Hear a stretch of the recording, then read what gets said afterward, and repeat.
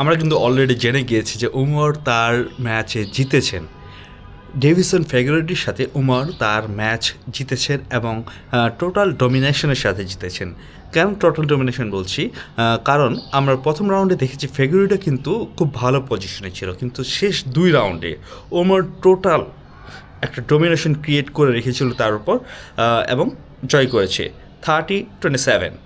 And উমরের যে আপনার low kick, body kick, front kick এবং হেড কিকগুলো মানে অসাধারণ ছিল, দেখতে অসাধারণ ছিল এবং তার পাঞ্চিং পাওয়ার খুবই ভালো ছিল। এবং ফিগুয়েরেডোকেও বলবো যে হ্যাঁ, তিনি তার সেকেন্ড রাউন্ডের লাস্ট মিনিটে গিয়ে তিনি কিন্তু ভালো একটা মানে শুরু করেছিলেন, কিন্তু কিন্তু তিনি কিন্তু শেষ করতে পারেননি, ফিনিশ করতে পারেননি, যার কারণে তিনি এই ম্যাচে ঠিকভাবে একটা যে অ্যাডভান্টেজ ক্রিয়েট করবেন সেটা কিন্তু করতে পারেনি, যার কারণে তিনি ম্যাচটা হেরে গিয়েছেন। এবং থার্ড রাউন্ডে তার মানে খুবই বাজে পারফরমেন্স ছিল, তাকে মনে হচ্ছিল তিনি খুবই টায়ার্ড হয়ে গিয়েছেন এবং তিনি শেষ পর্যন্ত কিন্তু ম্যাচটা হেরে গেলেন।